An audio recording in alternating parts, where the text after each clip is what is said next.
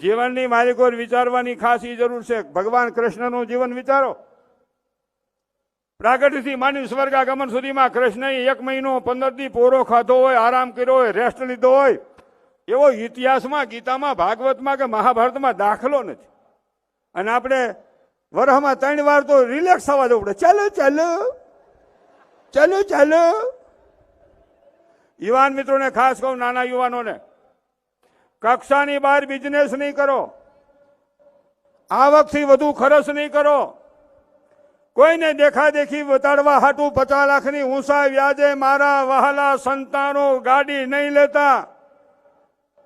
ઊંચા વ્યાજે ગાડી લઈ અને માણસો તમે કોઈને દેખાડવા જાહો, આપણું ઘર ઘસાઈ જશે. જરૂર છે ગાડીની તો 4 વ્હીલ લઈ લ્યો ને, 3-3.5 લાખની મેળામાં મળે છે. વેત હોય તો 5 કરોડ લઈ લો ને, મને ક્યાં ના. પણ જેવી સ્થિતિ પ્રમાણે જીવો. 2.5 લાખની લઈ લ્યો 4 વ્હીલ, ચાલો બેસી જાય. ત્યાં ક્યાં નીકળાય એમ છે, બધી હાકડ જ થઈ ગઈ. હા, પણ તમે 1.5 કરોડની ગોરધનભાઈ રોડ રોજ ગાડી લઈ લો, હું 40,000ની ફંટી લઈ લઉં, અમદાવાદના ઉલે છેડેથી આ છેડે તમારી મોજ નીકળી જાવ. કારણ કે તમારે એમાં લીટો થાય તો 2 લાખનો થાય, મારે નકરી 40ની હોય.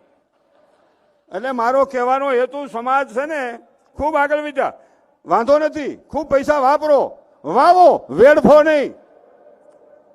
વાવ્યા કેને કહેવાય? સમાજનું કામ થતું હોય, રાષ્ટ્રનું કામ થતું હોય, કોઈ ગરીબ બેન દીકરીનું કરિયાવરનું કામ થતું હોય, ધર્મનું કામ થતું હોય, એને વાવ્યા કહેવાય. છોકરાના લગ્નમાં વાપરો, મકાનમાં વાપરો, એ વાપર્યા કહેવાય. સવારે ગોતવા આવવા પડે ને, એ વેડફા કહેવાય. યુવાન મિત્રોને ખાસ કહી દઉં કે દાંપત્ય જીવનમાં પગલા માંડ્યા પછી ઓફિસનું કામ હોય, રાજપાળી કામ હોય તો કામ કરવું, ખેતીનું કામ હોય તો કરવું, પણ સવારે ગોતવા આવવા પડે એટલું મોડું ન કરવું. આ વિચારવાની જરૂર છે. ન પીવાનું ન પીવું, ન ખાવાનું ન ખાવું. આપણે કોના સંતાનો છીએ? વાતું સરદારની કરીએ, વાતું ભોજન રામની કરીએ, વાતું રાષ્ટ્રની કરીએ, વાતું રામની કરીએ, વાતું કૃષ્ણની કરીએ, વાતું સંતોની કરીએ, તો થોડુંક જીવનમાં વિચારવાની જરૂર છે. ધન્યવાદ.